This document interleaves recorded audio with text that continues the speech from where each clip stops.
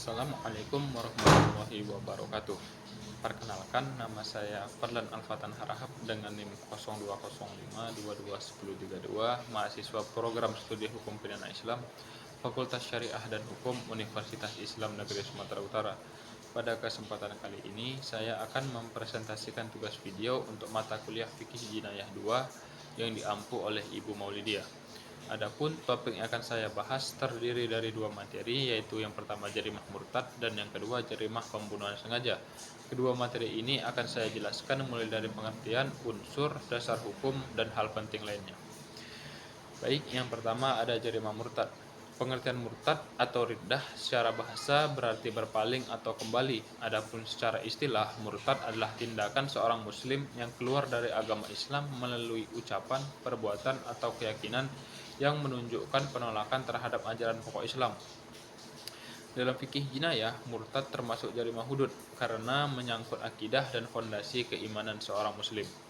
Adapun unsur-unsur murtad, suatu perbuatan dapat disebut murtad apabila memenuhi unsur berikut. Yang pertama, pelaku adalah seorang muslim, bukan non-muslim sejak awal.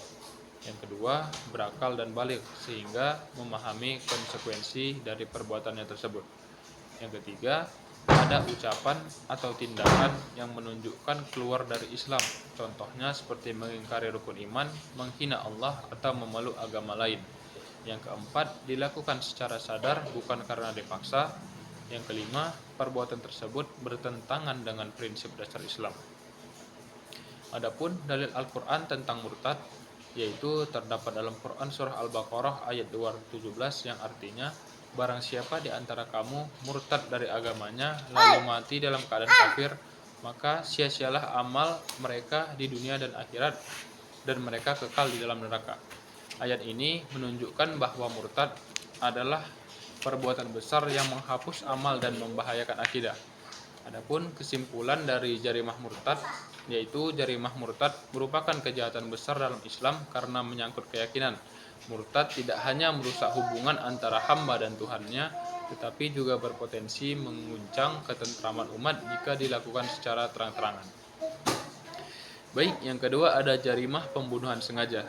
Adapun pengertian dari jarimah pembunuhan sengaja ini adalah pembunuhan sengaja adalah tindakan seseorang yang dengan niat menghilangkan nyawa orang lain menggunakan alat atau cara yang dapat menyebabkan kematian. Dalam hukum Islam, pembunuhan sengaja tergolong jarimah berat karena merusak salah satu tujuan utama syariat, yaitu melindungi jiwa manusia.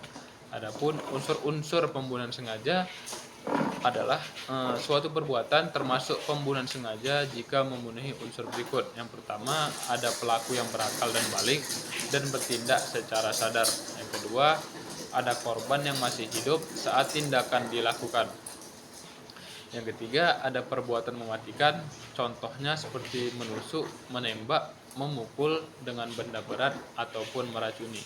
Yang keempat, ada niat untuk membunuh atau setidaknya mengetahui bahwa tindakan itu pasti mematikan. Yang kelima, kematian korban terjadi akibat perbuatan pelaku. Adapun dalil Al-Quran tentang pembunuhan sengaja terdapat dalam Quran surah An-Nisa ayat 93 yang artinya, barang siapa seorang mukmin membunuh dengan sengaja, maka balasannya adalah jahanam. Ia kekal di dalamnya, Allah murka kepadanya, mengutuknya dan menyediakan baginya azab yang besar. Ayat tersebut menegaskan betapa beratnya dosa pembunuhan karena menghilangkan nyawa tanpa hak adalah pelanggaran terbesar terhadap syariat. Adapun alat yang digunakan dalam pembunuhan sengaja. Alat yang digunakan pelaku biasanya berupa alat tajam, contohnya seperti pisau, pedang, ataupun sejenisnya. Alat berat, contohnya seperti palu, kayu besar, ataupun batu yang besar. Senjata modern, contohnya seperti senjata api dan alat peledak. Yang terpenting adalah bahwa alat atau cara tersebut secara umum bisa menghilangkan nyawa dan digunakan dengan sengaja. Baik, demikianlah penjelasan mengenai dua materi dari saya, yaitu jarimah murtad dan jarimah pembunuhan sengaja. Semoga penjelasan ini dapat menambah pemahaman kita mengenai bagaimana hukum Islam menjaga akidah dan melindungi nyawa sebagai bagian dari tujuan syariat. Saya akhiri, wassalamualaikum warahmatullahi wabarakatuh.